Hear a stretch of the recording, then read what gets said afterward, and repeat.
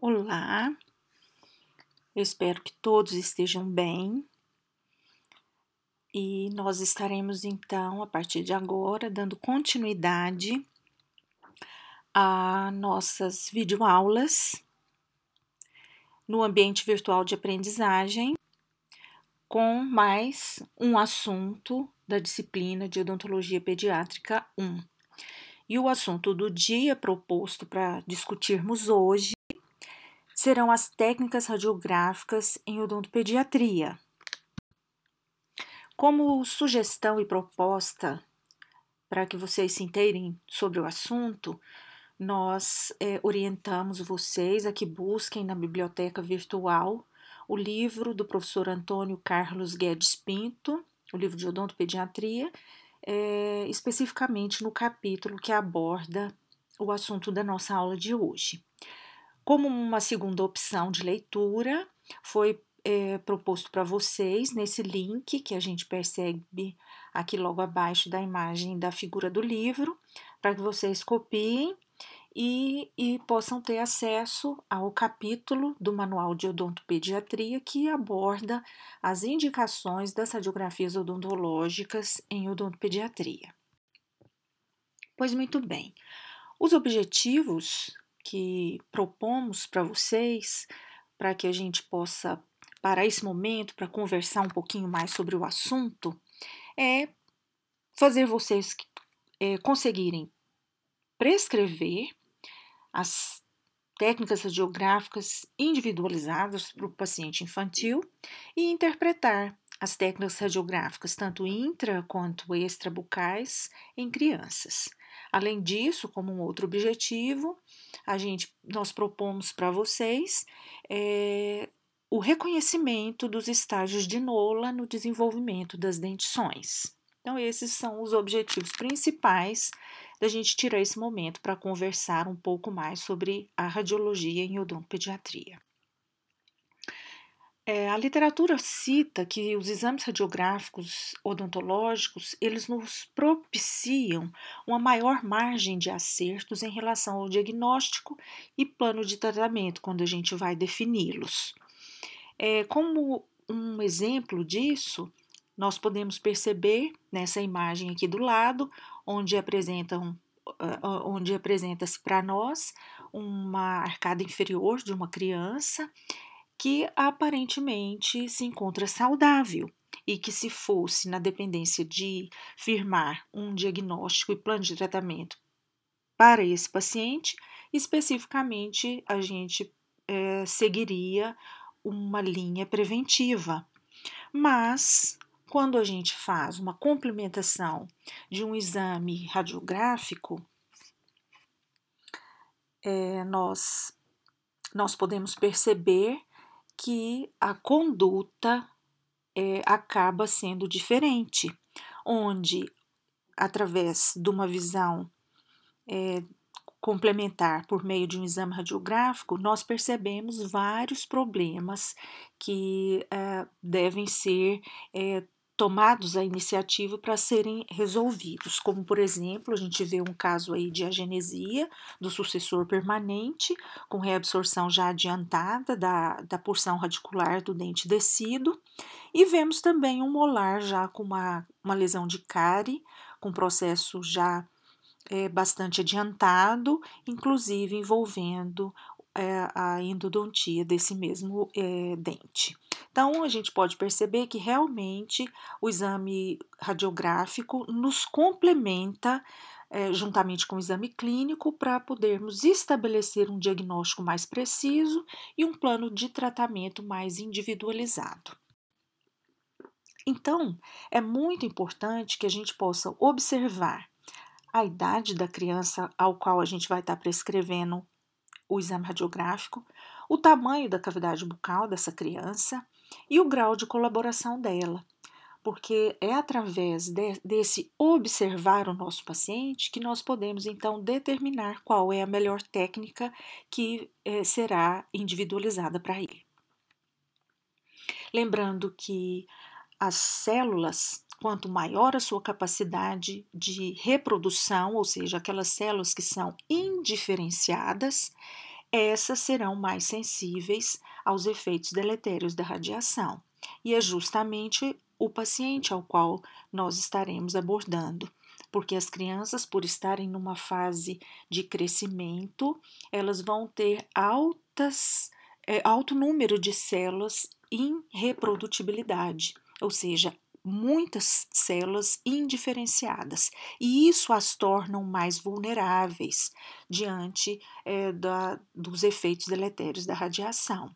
Lembrando que, apesar da gente ter hoje os equipamentos de proteção que reduzem significativamente os efeitos nocivos da radiação, eles ainda acabam sendo prejudiciais para as crianças, e é por isso que se estabelece os equipamentos de proteção individualizados.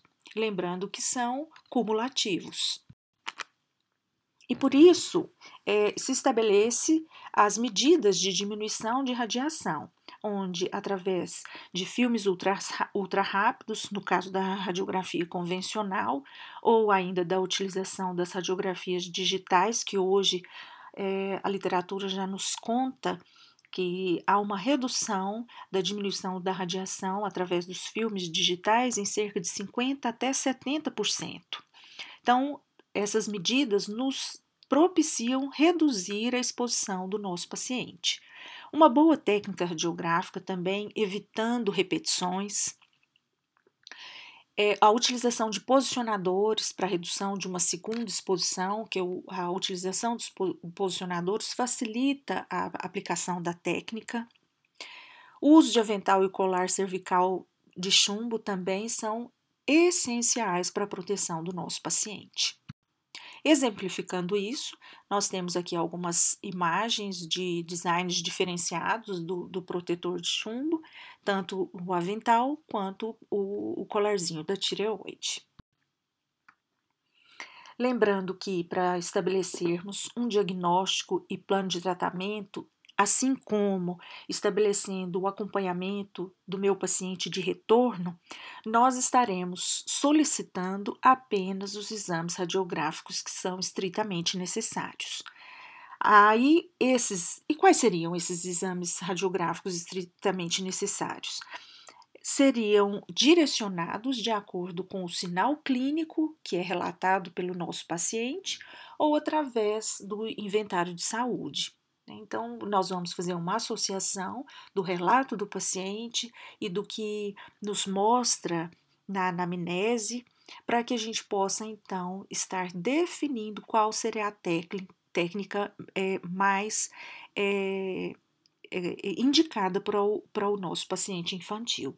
Aqui no ambulatório da Univangélica, na clínica infantil, nós utilizamos normalmente a solicitação de técnicas interproximais, algumas periapicais, nos casos de lesões de cárie já com comprometimento maior das superfícies dentárias, ou quando há algum relato do paciente de sensibilidade dolorosa, a gente inclui as radiografias interproximais as periapicais individualizadas da região que se necessita avaliar. E, em alguns casos, quando se faz necessário, a solicitação de exames panorâmicos também. Então, a avaliação radiográfica nos proporciona também verificar os estágios de desenvolvimento dos dentes. E esses estágios a gente pode classificar dentro de 0 a 10. E eles são conhecidos como estágios de Knolla para dentes permanentes. Então, é através da avaliação desses estágios que é possível observar o processo de desenvolvimento e formação do dente permanente. Chamo atenção para vocês que dentre esses 10 estágios, o número 7 e o número 8 são os que ganham maior destaque, justamente porque é o período de transição onde a perda e a esfoliação do dente descido não seria mais considerado perda de espaço associado. Então, o estágio 7º e o 8º seria o período ideal para que ocorresse a esfoliação natural do dente descido, sem a necessidade de colocação de um mantenedor de espaço que resguardaria eventuais apinhamentos pela extração do dente descido. Então, como radiografia intrabucal, nós temos as periapicais, interproximais e as oclusais. Creio que já são de conhecimento de todos que já passaram pela disciplina de radiologia. E dentre as radiografias extrabucais, nós temos a lateral de fase, que é uma técnica considerada, acredito eu, diferente da que vocês já estudaram no passado, e também, como radiografia extrabucal, nós temos a técnica panorâmica. Apresentando aí para vocês os filmes convencionais, utilizados nas radiografias convencionais, onde nós temos exemplares aqui de filmes oclusais, filme periapical adulto e o periapical infantil. E aqui já é uma demonstração de uma radiografia digitalizada com um sensor ao qual é adaptado a boca da criança, para que a gente possa já ver a imagem diretamente na tela do computador. Então, vamos falar, a partir de agora, especificamente de cada uma das técnicas, introduzindo pela técnica intrabucal. Então, dentre as técnicas intrabucais, nós temos a radiografia periapical.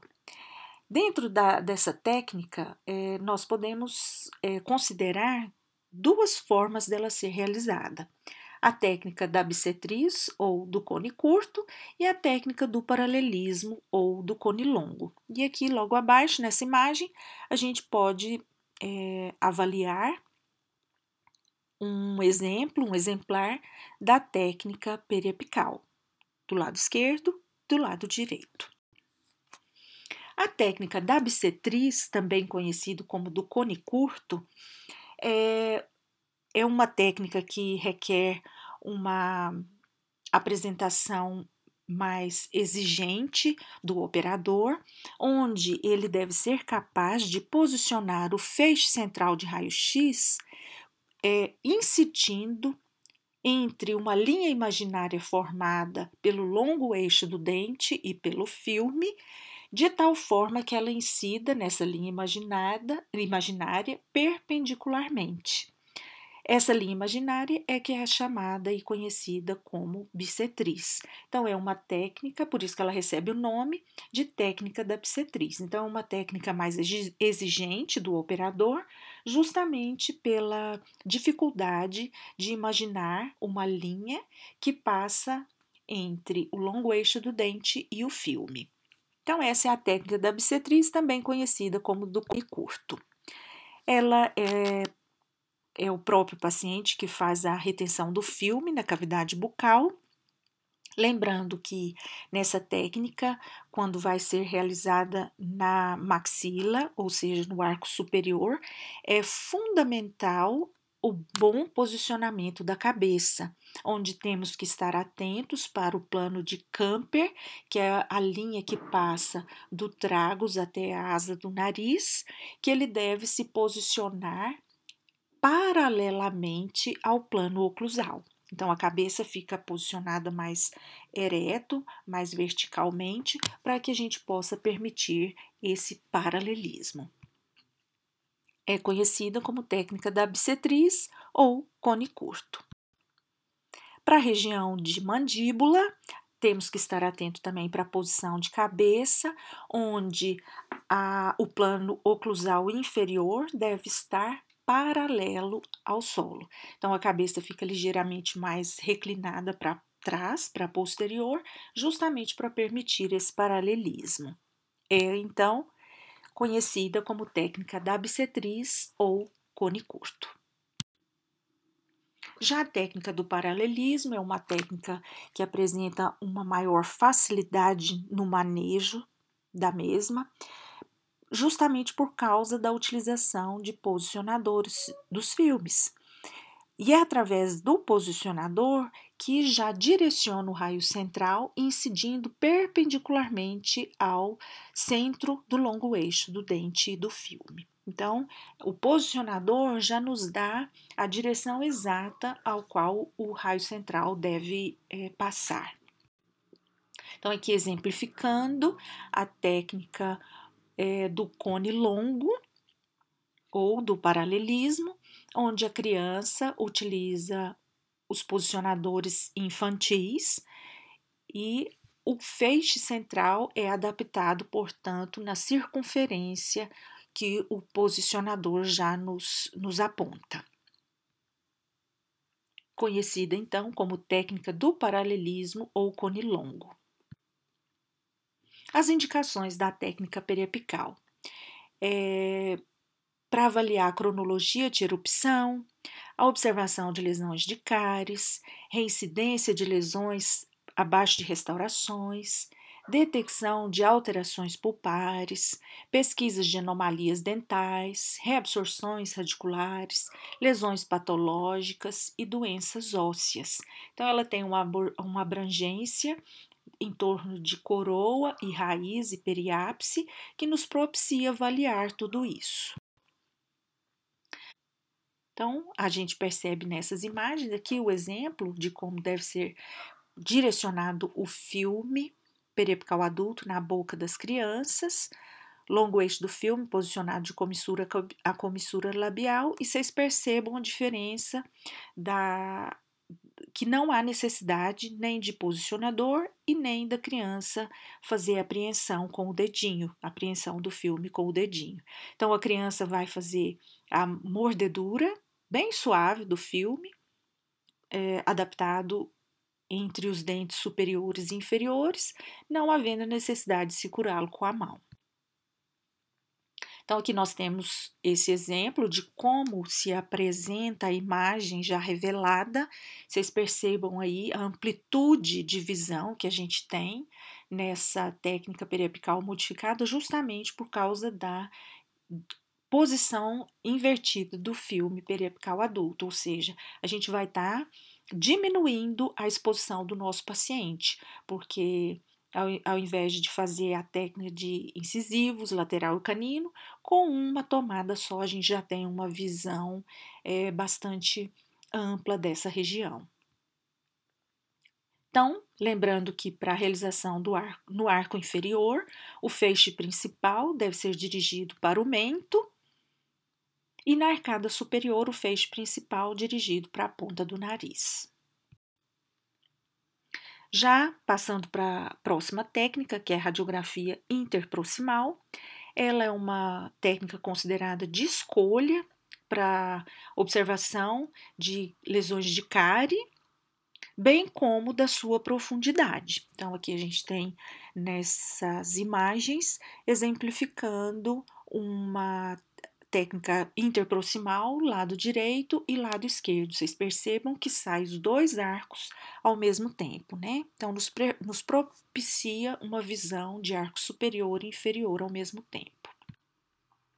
As indicações das radiografias interproximais permitiu uma avaliação da relação da lesão de cárie com a câmara pulpar, como nós já dissemos, é a relação de profundidade, acabamento de restaurações interproximais. Então, as superfícies interproximais, elas nos dão uma visão bem mais nítida do que numa radiografia periapical, porque justamente a incidência dos raios vão exatamente passar pela região interproximal, e isso nos favorece uma visão e uma possibilidade de observação mais precisa, e também integridade da crista alveolar. Então, aqui exemplificando uma radiografia interproximal realizada com posicionador, percebam que o feixe central, ou o cone longo, ele é bastante difícil de errar, justamente porque o posicionador já nos guia a posição em que o cabeçote deve permanecer. Em casos onde não é possível fazer com posicionadores, a literatura nos aponta uma alternativa que é a aleta realizada com uma cartolina revestida com uma fita crepe, enlaçando o filme. E é através após ser adaptado na região que você deseja radiografar, essa aleta então é puxada para a região externa, a cavidade bucal, e é apreendida pelos dentes. Então, aqui a gente tem um exemplo, em caso da ausência de posicionador, pode-se confeccionar facilmente uma aleta e que nos favorece também a posição do feixe central de raio-x. Percebam aí o paralelismo entre a aleta e a marca, a demarcação. Olha, o paralelismo entre a aleta e o cone central do feixe de raio-x. Muito bem.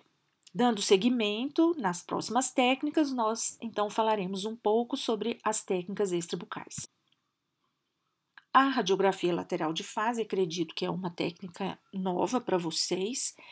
Normalmente ela é solicitada nos casos de pacientes traumatizados, normalmente com intrusão, do tipo intrusão que vocês ainda verão dentro da aula de trauma. Ela nos permite ter uma visão lateral da região antero-superior, como eu disse, a região que sofreu trauma, passou por algum tipo de trauma. Nos favorece uma relação entre o dente intruído com a tábua óssea vestibular e o germe dentário. Então, a radiografia lateral de fase, normalmente a gente solicita quando acontece uma intrusão e você não tem ideia se o dente descido foi para vestibular ou se ele foi para lingual em direção ao germe do permanente.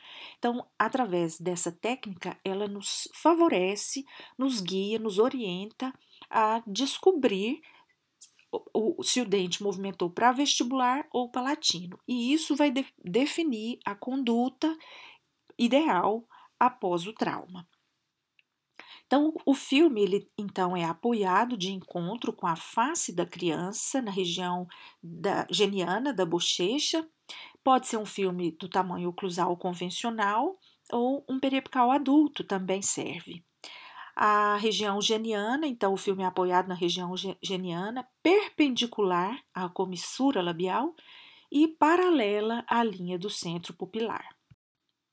Aqui exemplificando essa técnica, a radiografia lateral de fase, ela pode ser realizada aqui na imagem com filme oclusal, com a própria criança segurando, ou pode ser também com o acompanhante segurando, desde que o acompanhante também seja protegido com os equipamentos de avental e colar de chumbo. Né?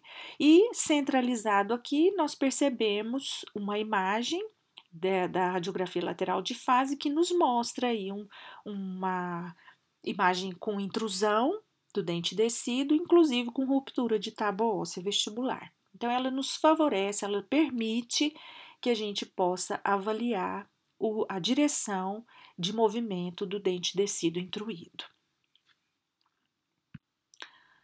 Para a gente então finalizar, entraremos um pouquinho e brevemente para falarmos sobre a radiografia panorâmica. É uma radiografia que nos permite um exame simultâneo de maxila e mandíbula, ou seja, ela nos dá uma visão ampla da face, fornece imagens dos dentes e das estruturas ósseas adjacentes, ou seja, ela é uma radiografia que nos permite uma ampla avaliação, nos oferece um grande número de informações, porém, ela é pobre em detalhes.